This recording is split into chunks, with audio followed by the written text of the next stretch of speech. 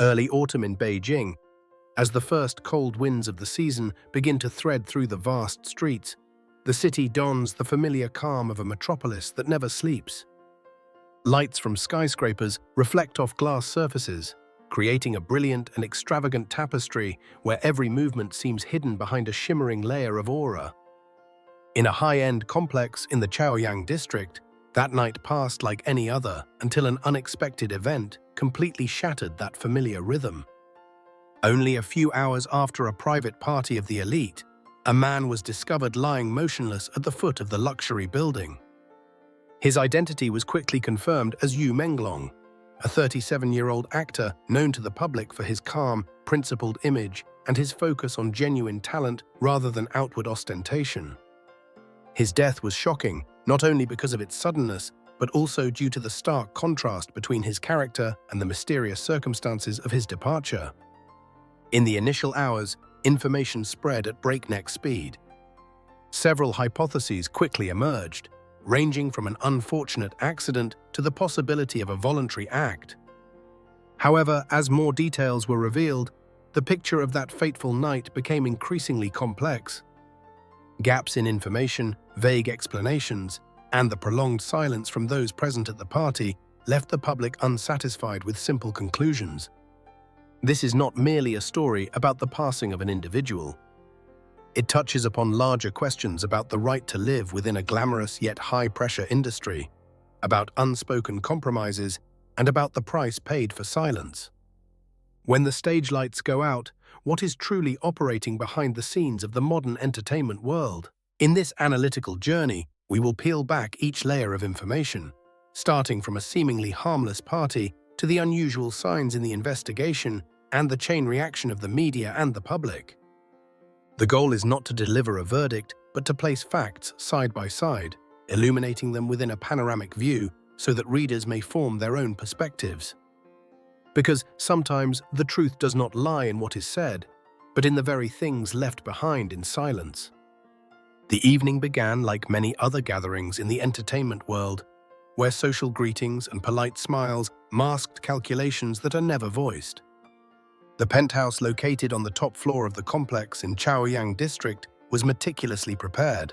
Soft yellow lights reflected off large glass walls, opening up a panoramic view of the city transitioning into the night. This space, both private and luxurious, was a frequent meeting point for selective encounters where opportunity and power were exchanged in silence. The owner of the apartment, J. Guangguang, is a screenwriter with deep-rooted connections in the industry. According to records, this was not a flamboyant party, but a limited guest meeting, officially intended to discuss upcoming projects. In this context, Yu Menglong's appearance was not surprising. He arrived on time, dressed simply in a dark suit, lacking the usual flashiness seen at events of the same caliber. Those present described him as maintaining a calm demeanor, primarily conversing with a group of younger actors, as if the evening was simply a routine professional meeting. Throughout the early part of the party, there were no signs of anything unusual. Yu Menglong ate and drank lightly, taking only a few sips of red wine. According to indirect accounts, he was in a phase of adjusting his lifestyle to prepare for a new project, and thus was particularly cautious with his physical condition.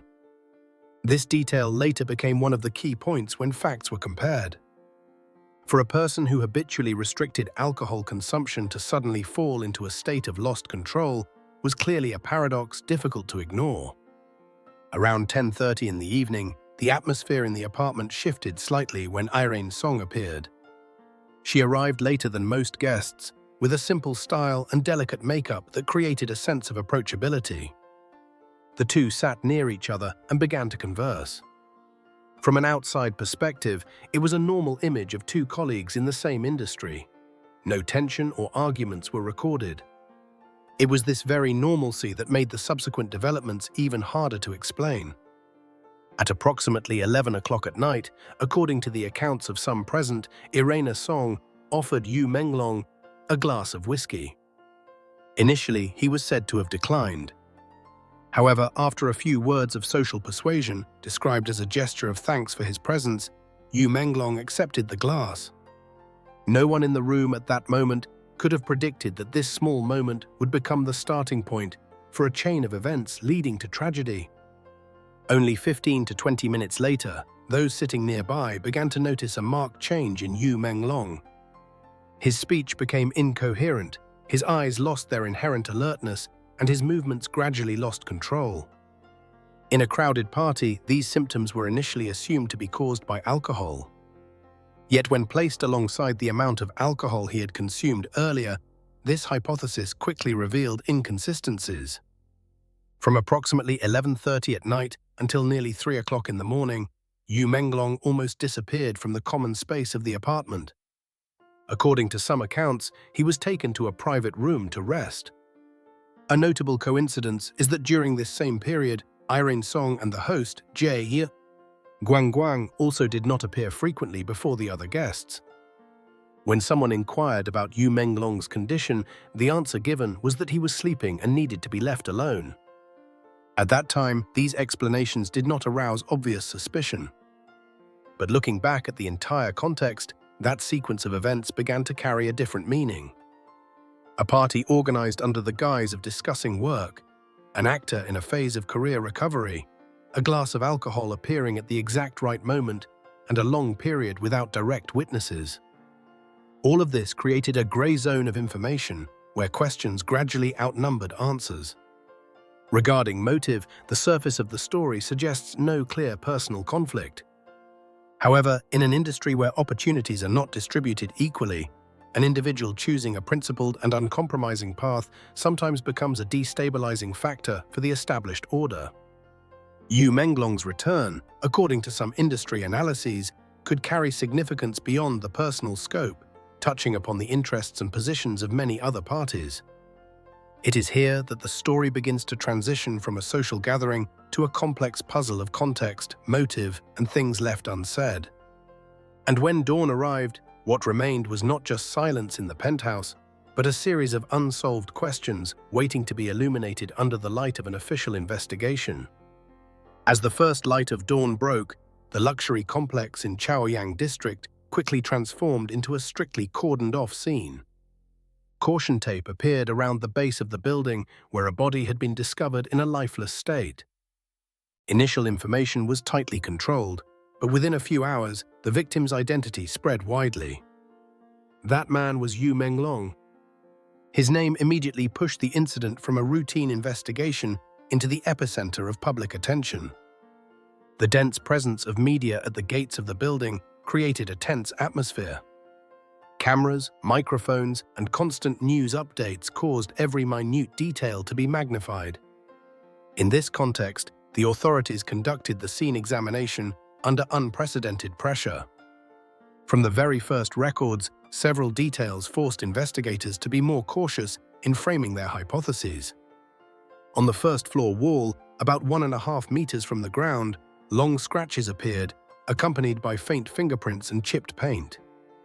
According to forensic experts, in the case of a free fall due to accident or volition, the usual reflex is to curl up or cover the head. The appearance of marks indicating grasping or scratching against a vertical surface is not a common characteristic, thereby raising questions about the victim's state of consciousness before the moment of the fall. The subsequent investigation focused on the high-floor apartment, identified as the starting point of the fall. In one room, the window curtain had a horizontal cut about 30 centimeters long. The cut was neat and sharp. Notably, the outer surface of the curtain had almost no thick layer of dust like neighboring apartments, suggesting that it might have been tampered with very shortly before the incident occurred. This detail, though small, became a vital piece of the overall puzzle. Upon examining the body, the findings continued to complicate the case. In the victim's pocket, investigators found 2 high-end watches, both belonging to significantly valuable collections. For Yu Menglong's relatives and friends, this detail created a glaring contradiction with the image of a man who lived simply and was cautious with spending. The victim's family later confirmed they were entirely unaware of the existence of these items in his personal assets, raising questions about their origin and the purpose of their appearance that night. The climax of the forensic investigation came when the toxicology results were announced. The blood alcohol concentration in Yu Menglong was unusually higher than normal, far exceeding what could be achieved with the amount of alcohol recorded at the party. This directly contradicted the testimony of witnesses who insisted he drank very little and remained sober for most of the time. Furthermore, experts discovered the presence of a potent sedative in the victim's body. This substance was described as having the ability to cause loss of consciousness shortly after absorption, and the dosage found was sufficient to render an adult into an involuntary state. This discovery immediately opened a new line of investigation, shifting the focus from an accident hypothesis to the possibility of external interference. Traces on the body continued to reinforce suspicions. Oval-shaped bruises appeared on the neck and shoulders, with dimensions consistent with the gripping force of an adult hand. According to independent experts, these marks could have formed between 30 minutes and 2 hours before death. Additionally, scratches on the hands and arms showed signs of a struggle. Under the fingernails, skin and blood samples from another person were discovered, becoming a pivotal detail requiring cross-referencing. As this information spread, public reaction quickly became divided. One line of thought argued that the forensic facts had crossed the boundary of a normal accident. Another line called for caution, emphasizing that all conclusions should wait for the official investigation results. The media, in a context of fierce competition, continuously updated and analyzed every detail, turning each new discovery into a wave of debate. The consequences were immediate. Projects involving those who were present that night began to suffer. Several production plans were suspended, and broadcasting platforms re-evaluated their announced schedules. The prolonged silence from the involved parties further intensified public pressure, as every gap in information became fertile ground for speculation. At this stage, the case had moved beyond the scope of a single legal investigation. It became a media whirlwind where scientific data, public emotion, and image-related interests were tightly intertwined. The overall picture still had many gaps, but clearly what had been discovered by this point was enough to raise serious questions, preparing for a deeper phase of analysis regarding people, power, and the potential scenarios behind the scenes. As forensic results were gradually released and the media whirlwind had yet to subside, the focus of public attention shifted from the scene to the people present that night. Among the 17 guests at the party, 8 were invited to work with the authorities to assist the investigation. This summons was explained as routine procedure, but in the context of mounting public pressure, every small move carried multiple layers of interpretation. The prolonged silence of Irene Song quickly became a focal point of debate. Typically, in incidents involving celebrities, an early response to reassure the public and protect one's personal image is common. However, here there was no official statement for a significant period. One segment argued this was a cautious legal choice. Others viewed the silence as a sign of great psychological pressure. Regardless of the interpretation, the consequence was clear. Projects involving her were suspended. Several brands re-evaluated their partnerships, and her goddess of youth image stood before an uncertain period. Simultaneously, J. Guangguang, the owner of the penthouse where the party was held, gradually disappeared from the public eye. The apartment was sealed for investigation, and his last appearances were only recorded through indirect accounts. Rumors of his departure from Beijing, or even the country, spread rapidly, though there was no official confirmation. This absence, in the eyes of the public, further thickened the gaps in information that already existed. In the absence of a legal conclusion, scenarios began to take shape. Some anonymous sources, claiming to have been present at the party, provided speculative accounts of a long-term pressure chain. According to these accounts, Yu Menglong did not only appear at the party as a social guest, but was standing before pivotal career choices. His preparation to return with a highly anticipated project was seen as a factor that could impact the established order of interests within the industry. From a contextual perspective, Yu Menglong had long been known as someone who rarely compromised with unofficial rules. Instead of relying on patronage or connections, he chose a path based on personal talent and discipline. This choice, according to many industry analyses, often came with a significant price: limited opportunities, long waiting periods, and invisible pressure. As his career showed signs of recovery, his appearance in new projects could be viewed as an unwanted variable for power structures accustomed to stability. In the circulating scenarios, the detail of the glass of alcohol offered during the party became the intersection of many hypotheses. Forensic data regarding the sedative was placed alongside indirect accounts, thereby forming the assumption that the victim might have fallen into an involuntary state for a certain period. The marks on the body, described as consistent with a brief struggle, continued to be used to reinforce speculation that there had been resistance in a weakened state. However, it must be emphasized that these assumptions do not exceed the scope of analysis, as no public legal evidence has yet confirmed the specific role of any individual. It was precisely the intersection of scientific data and public emotion that pushed the story to a climax. On one side were the forensic reports with cautious and conditional language. On the other was public opinion, where every gap in information was quickly filled with speculation. The media, in its role as an intermediary, both provided information and unintentionally amplified tension, making the boundary between truth, hypothesis, and perception fragile. At this point, the incident had surpassed the framework of a single investigation. It became a test for the entire entertainment ecosystem: how power is distributed, how silence is maintained, and how the public reacts to stories without an ending.